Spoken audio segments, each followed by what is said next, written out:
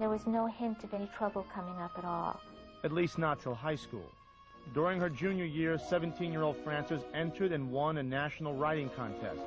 Her winning essay was entitled, God Dies, from historian Conrad Lane.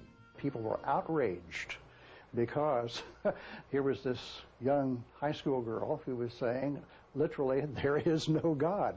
And you didn't say things like that back in 1931 and get away with it. In the spring of 1935, 21-year-old Frances won another contest.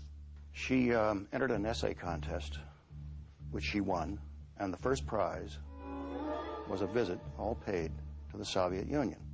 Farmer's mother, Lillian, was furious at Frances for accepting a trip to communist Russia, and she accused her daughter of being a traitor to America. Frances went anyway. She had a plan. Eric Berggren wrote the screenplay for the 1982 feature film Frances, which starred Jessica Lange. On the way back from Russia, she planned to stay in New York and start her acting career in New York. After 3 months in New York chasing her Broadway dream, 21-year-old Frances was discovered by a talent scout for Paramount Pictures. But Frances was reluctant to leave New York. Actress Susan Blakely portrayed Frances Farmer in the 1983 TV movie Will There Really Be a Morning? But this was all the pressure from her mother, and her mother was so manipulative and controlling that she did end up coming to Hollywood. In 1935, on her 22nd birthday, Frances Farmer signed a 7-year contract with Paramount Pictures. Totally unknown, nobody in 1935, the fall of 35. In 1936, Come and Get It was released. Boom, she's a major star. Mama, how would you like to go to Chicago to work? I'd be scared to be in Chicago alone. I'd be there.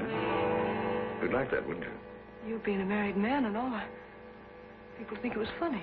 Frances was hot, and to keep the spotlight on her, the press agents at Paramount encouraged Frances to date a handsome actor named Leif Erikson. But the plan backfired when Frances went against the studio's wishes and married Erikson on February 8, 1936. You see, a sexy leading lady was supposed to be single. The outraged execs at Paramount were determined to make Frances act like a movie star. She hated the makeup, she hated the plucking of the eyebrows, she did not like it, she felt like a puppet. She only had one thought in mind, and that was to get to the New York stage. And in the following year, 1937, she finally made it. She went to New York and joined the group theater and appeared in a very, very popular play called Golden Boy. But trouble began when 24-year-old Frances started fooling around with Golden Boy playwright Clifford Odets. He was married. Don't forget, so was she. Clifford Odets did not treat her too well, and she became devastated as a result of this affair. When it came time for the London run of Golden Boy, they wouldn't let her go to London because they got an actress who was financing the production in London. And that was part of the deal, that she'd get to play the part of Lorna Moon. Frances got dumped from the play and by the playwright as well. The only reason she knew that she was no longer going to be with him was he wrote her a one-line telegram saying, I believe, as I recall, was, my wife returns from Europe. Best of luck. Sadly, Frances Farmer needed all the luck she could get. 27-year-old actress Frances Farmer returned to Hollywood. Still under contract to Paramount Pictures, Frances worked on several mediocre films. Her marriage to actor Leif Erikson was pretty much over, but frankly, that was the least of her troubles. See, Frances also developed a problem with booze and pills. Frances was a large girl, and she tended to put on weight. So they gave her pills to help her keep the weight off. And I think she probably was an alcoholic, or turning into one at that point. And the pills and the alcohol became a real lethal combination. Add a car into it, and a cop, and things happen. And boy, did something happen on the night of October 19th, 1942. 29-year-old Frances was driving down Pacific Coast Highway in a so-called dim-out zone. It was during World War II when drivers were required to turn their headlights off.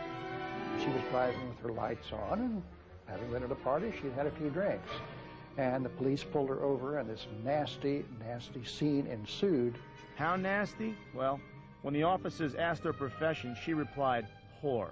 And this was the beginning of a series of scenes that eventually got her incarcerated, labeled insane, which she probably wasn't.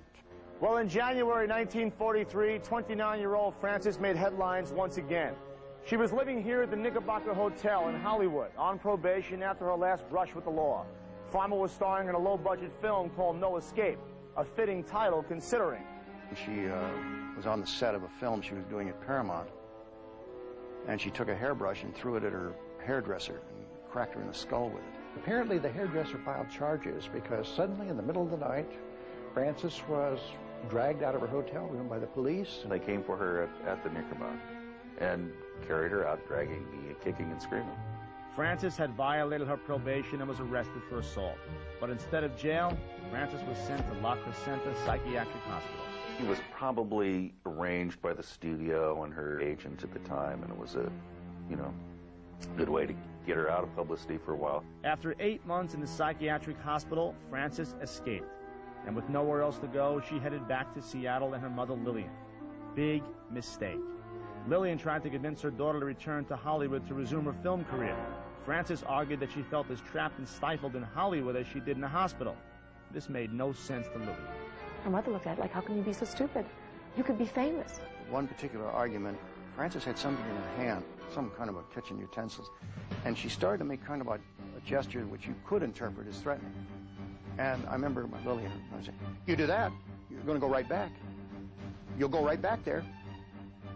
Put that away. The feuding between mother and daughter escalated over the next several months. Lillian's threats finally turned into action. Frances Farmer, traipses down the stairs, and there's the man with the straitjacket for her, and she is hauled off. There was no way that she was going to go to any asylum, because she wasn't crazy.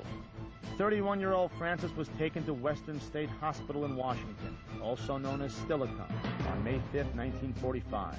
Stephen Jaffe produced the television movie about Frances Farmer. And how she survived what she went through is, it's almost impossible to even imagine. By the time she was in Steilacoom, her life was